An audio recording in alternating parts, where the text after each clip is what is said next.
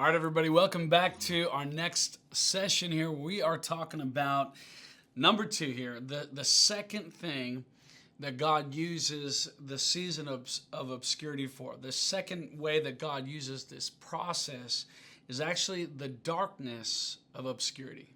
I want to talk about the darkness of obscurity. So one of the primary functions of seasons of obscurity is actually that God uses that to choke out the pride in our hearts, the pride in our life. This can be one of those big ones or difficult ones. I heard it said once that, none of the remarkable people I know think they're remarkable. It's usually the small thinkers who are impressed with themselves. A little in your face kind of a statement, but how true is that? Most people that elevate ultimately into levels of influence and greatness and fulfillment of their purpose and their calling typically do so not out of arrogance they don't live in that space. They've usually transitioned into a serving, a more others focused type of role in existence. And the darkness in the sense that the limelight is not on, right? All eyes are not on you. Everybody isn't focused on you. Everyone isn't knowing your name, talking about you, caring about what you do, don't do. There's a level of shrouded in darkness that comes, and I really believe one of the biggest reasons is that God wants to choke out the pride and the arrogance in our hearts and our lives, and I'll talk about insecurity at the end of this session. But that pride, that I know better, I want to do it my way, I'm going to live my own life, I'm going to set my own course, I don't need somebody telling me what to do. There can be pride that comes into our life, and if God is really going to be able to elevate you, to promote you, to put you in a place of influence, He's got to deal with that pride side of it. He's got to deal with that arrogance side of it, that nobody's going to tell me what to do kind of a deal. Because not only does that affect you and God, but that actually has a drastic impact on the rest of the world that's around you. Now, I will say that I feel like sometimes it's almost like God, in our immaturities, God will reach out and call us when there is levels of pride on us. In the sense that sometimes when you're young, you're like, I can do anything. I'm the man. I'm a legend. I'm going to take over the world. I'm going to be the best. And there's this part of this God edge in you, this God tenacity that He has given you. But it can seamlessly blend, I know it did for me, between like, yeah, God has called me and also I'm amazing, right? Like there's this dual tension. And oftentimes I just thought like, man, maybe there's something broken in me. There's something wrong with me. And one time at our church, we had Gary Clark, who's the pastor of Hillsong churches over in London, over in Europe. He was preaching, and I got to chat with him afterward, and I was like, man, because he was talking about humility and pride. And I was like, man, you nailed me with that message. Like, that's my thing. That's my issue. My big sin, my big issue is pride. I know it's my thing. And it was such a freeing conversation that I had with him, because he literally was like, he goes, man, pride, dealing with pride is the issue of anybody who wants to do something great for God. If you've got any level of drive in you for greatness, if you've got any level of desire to make a great impact, to make a difference in your lifetime and your generation and leave a legacy for the future generations, if that's on you and there's a mission and there's call and there's dream, then there's a high chance you're going to have to deal with some pride. Think about good old Joseph. God gives him these dreams, and he starts telling his brothers about how they're all going to bow down to him, even his parents. He's piping off about all this big stuff. And guarantee, for you to be a younger brother and share those kind of dreams with your family, like you're probably a little bit of a punk. All of his brothers hated him, partly because of the dad's unfair sort of treatment of him over them. But he was probably one of those kids that was annoying in many ways to his brothers, because I don't think just dad's love would have caused them to want to like kill the brother, right? He was probably a pain in many ways.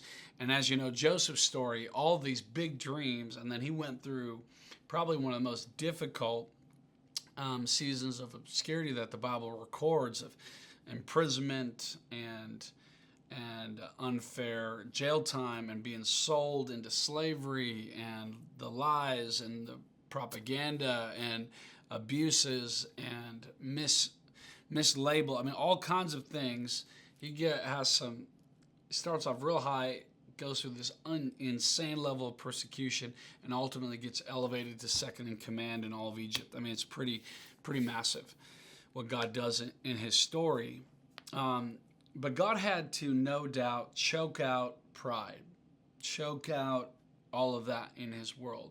And God had to do so much of that in me.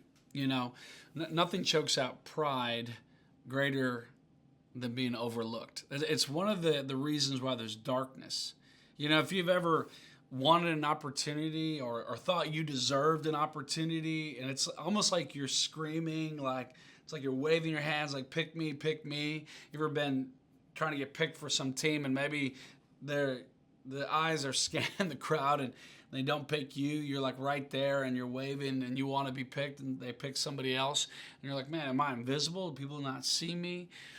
Maybe in your work you're trying to get that promotion, or maybe in church you feel like you're called to something and it's like nobody can see you. It's like got some sort of Harry Potter invisibility cloak on you, and nobody can see you, and you're just like, what is happening?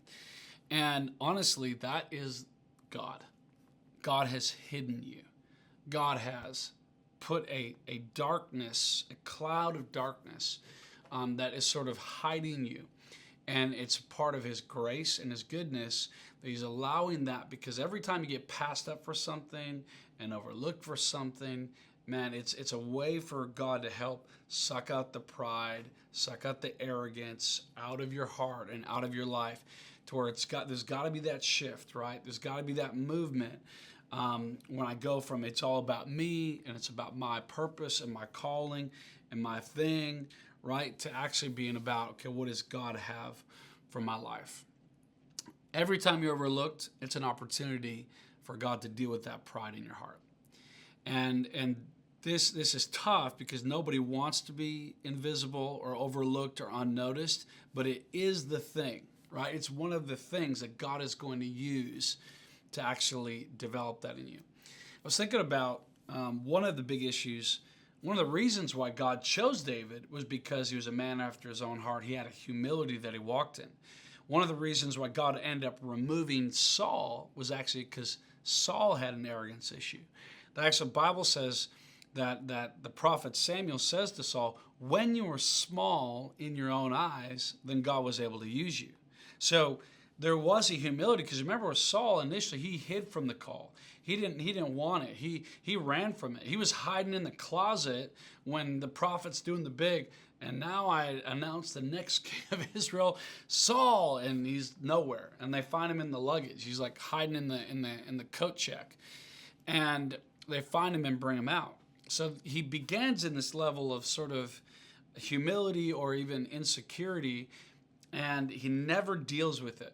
And he never deals with the pride in his heart. And because of that, he ends up then starting to take liberty, start thinking he's in charge, starting to kind of overthrow what God wants for what he wants, starting to put himself above God's order and God's plan. And with that, then God removes Saul, elevates David as a man after God's heart, and God uses that. But I was thinking about one of the times that we see the beginning of really this pride issue and this insecurity really growing in Saul is after David kills the giant. If you remember, as they're heading back into town, the women of the town write a song and begin to sing this song, this like little chant that says, Saul has slain his thousands, but David his tens of thousands. And Saul is pissed. Like that just gets him. It throws him off. He can't handle it. That God has elevated David, that David comes out the hero, and Saul looks like a chump in this situation. And God uses, this song messes with Saul and gets him really thrown off. But then as I was thinking about that story, I thought to myself, okay, talk about being hidden. Saul's kind of getting overlooked a little bit, and it's something goes wrong with him. But think about the other character in this story that's not even in the song, right? David and Saul at least get mentioned in the song.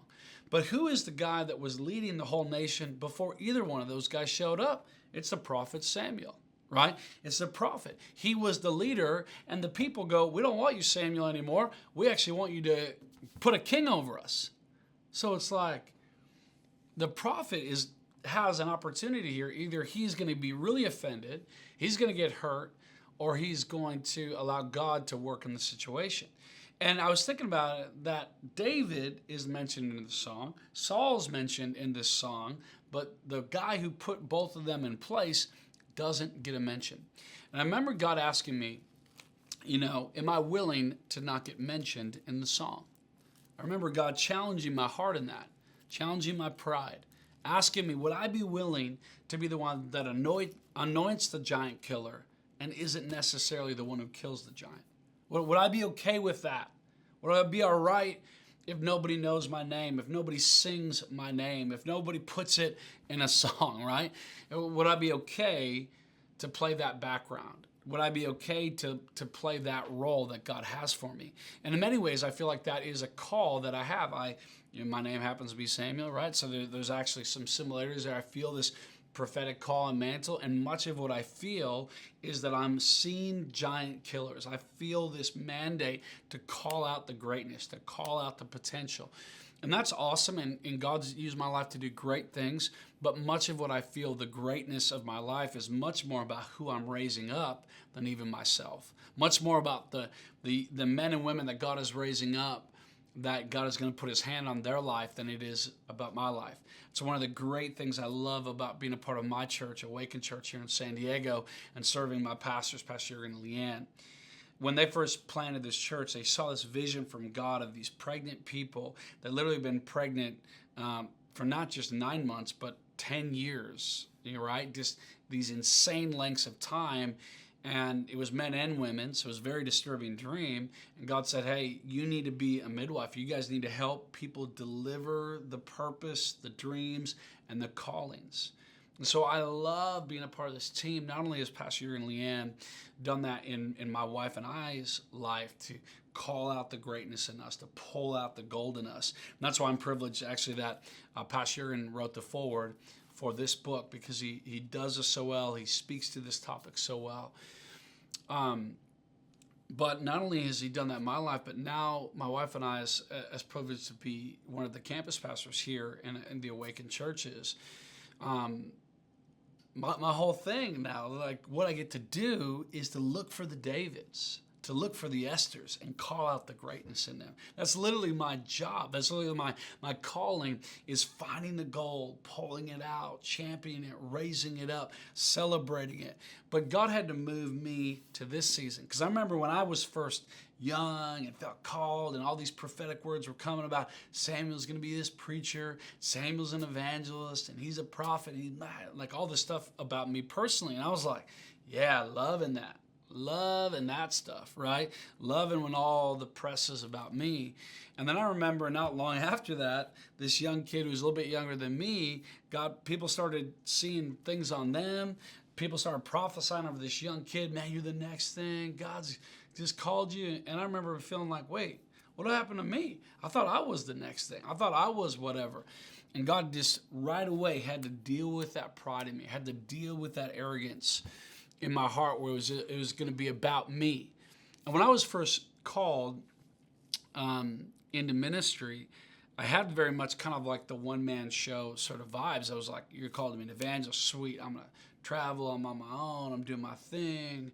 And it was going to be about my name and my fame and all this kind of stuff, just in my own youth and pride.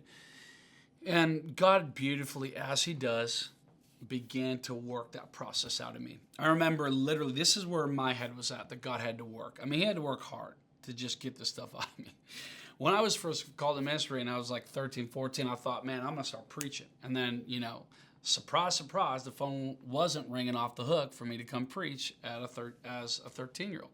I was shocked, but I was like, I know why it is, because I'm not 16 yet, right? When I'm 16 and I can drive, then people have me come preach. Obviously, it's because I'm not 16 yet.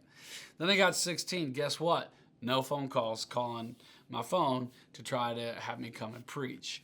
And somewhere in that next season of my life, God began to show me, okay, it's a process. Calm down, trust God. You're on a journey now, right? But in those beginning seasons, it was about me, and then God brought me to be a part of a great staff in the Northwest, and that just caused me to fall in love with being on a team, and it not just being about my show and my agenda and my deal, began to be about the team that God had put me in. And so when God had called us to step out and travel and preach for a season, I know where was I going to base? Where was my family going to be a part of? Because I was always going to be a part of a team. And while we do some different things to serve other churches, we always wanted to be in a local house, serving, connected, planted, and building. So we're honored to do that here at Awaken. You know, in Psalm chapter 25, verse 9, Psalm 25, verse 9, it says this: He, being God, guides the humble in what is right and teaches them his ways. I want to encourage you to invite a humility with God. As you're called into purpose and greatness and calling, don't get beyond yourself. Don't think too highly of yourself, like the Bible says. Don't believe all your own press, right? Trust God. Begin to allow this season to really to draw you in. He'll pull the darkness will actually pull the insecurities out of you. Will actually pull the pride out of you. And God will be able to use your life. If he can't get you to shift from it being all about you to being all about him and his purpose, you'll be unusable for the purposes of God. So God's got to get that pride out. And one of the things that pride does that's so dangerous, and you saw that in King Saul's scenario, and maybe you've seen this in people's lives, maybe even your own, is that one of the things that pride does is it actually isolates us. It insulates us and isolates us from the right people. Nobody wants to be around a prideful, arrogant person. When you carry pride in your heart, it actually causes people to be resisted, and it isolates you from quality input. Because here's one of the things I felt around pride, is that pride causes me to justify my results, whereas humility allows us to receive input and then adjust to produce better results. So pride causes me to justify. Humility causes me to adjust. Okay? It's a massive difference. And you will need to eliminate pride so it stops being about justifying, well, that's because of this and that's because of that.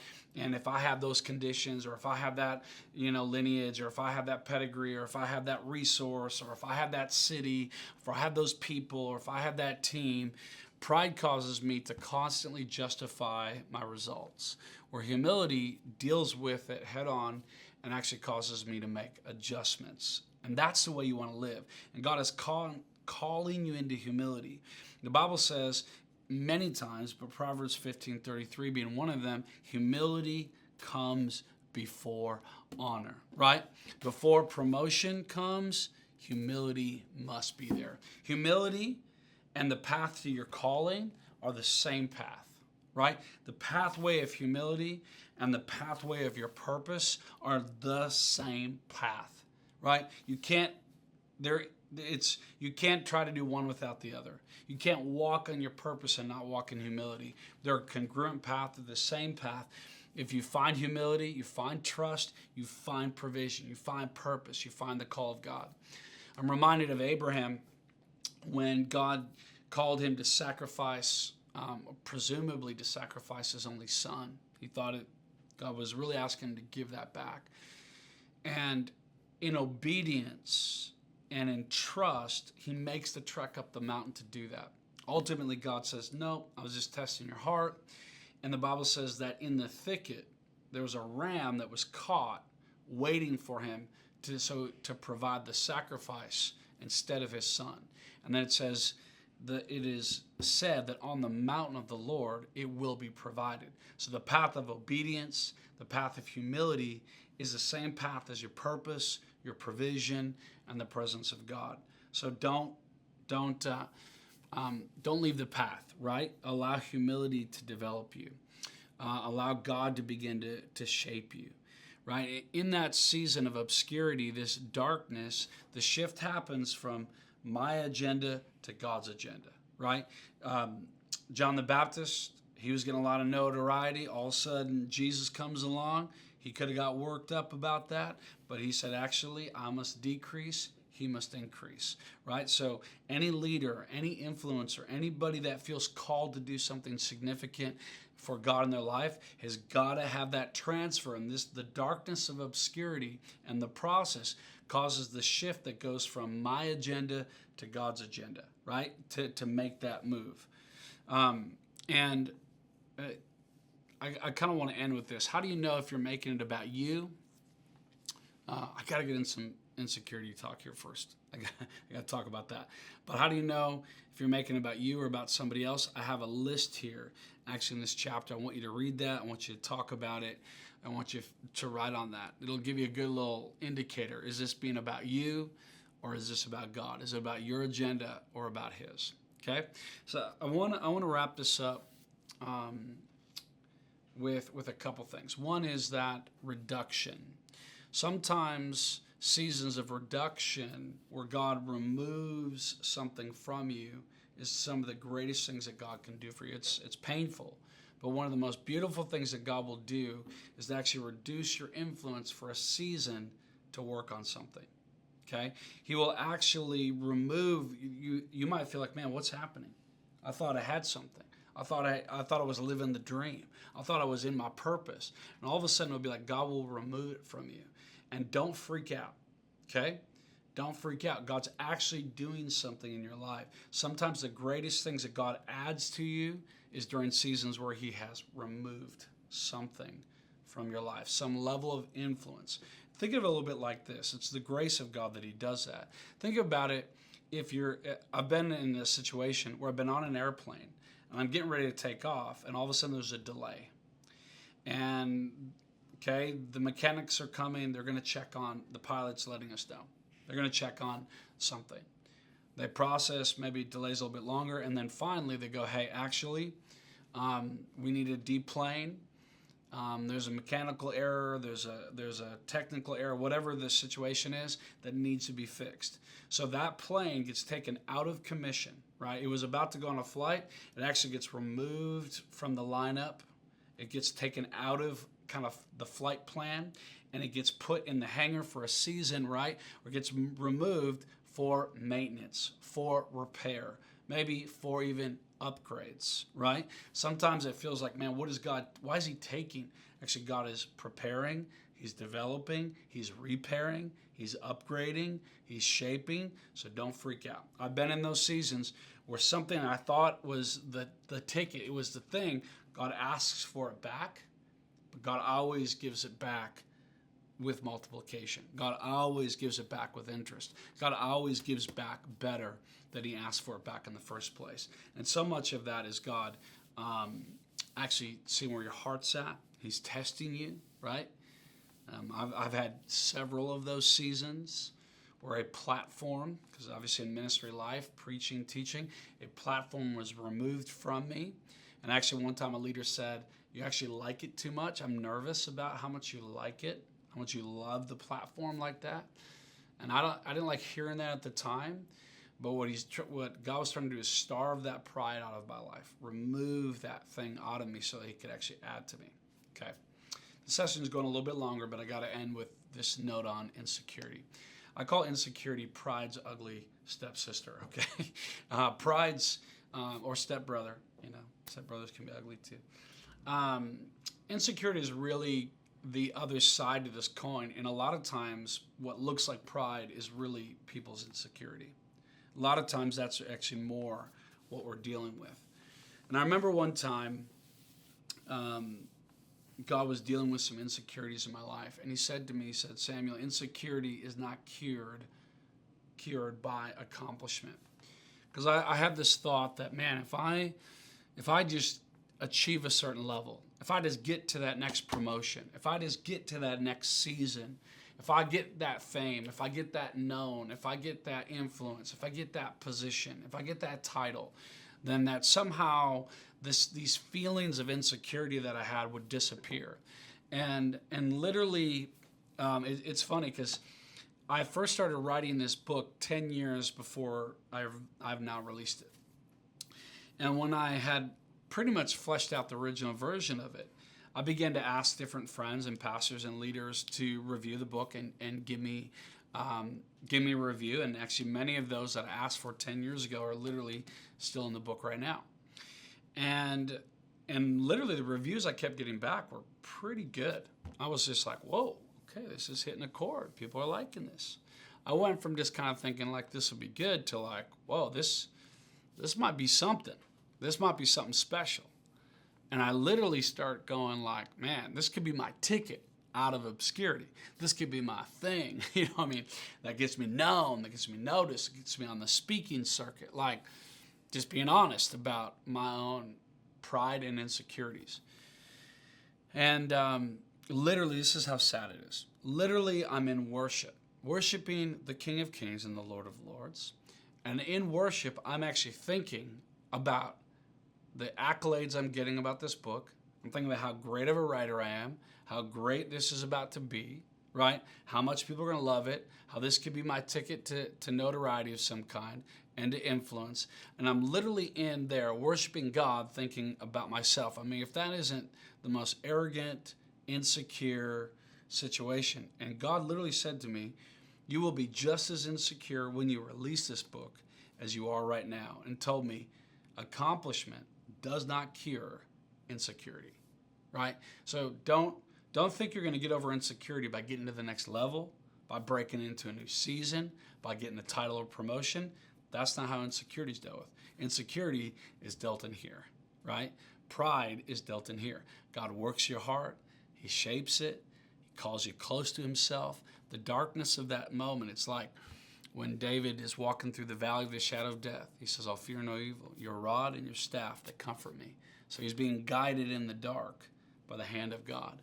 You learn how to lean into the voice of God, learn how to hear God. He calls you close. He makes that transfer of arrogance from myself to God. He also heals up those insecure places of our heart where I just feel like I got to achieve to be valuable. And God says, no, you're valuable just how you are. And you're going to do all the great things out of that position of value and strength, not because you're trying to earn value and position. And God begins to shape us, and God begins to guard us. So I want to encourage you. Trust God. Don't freak out. Walk a life of humility. Humility always comes before honor. God, he exalts the humble. He brings low the proud. That's how God works.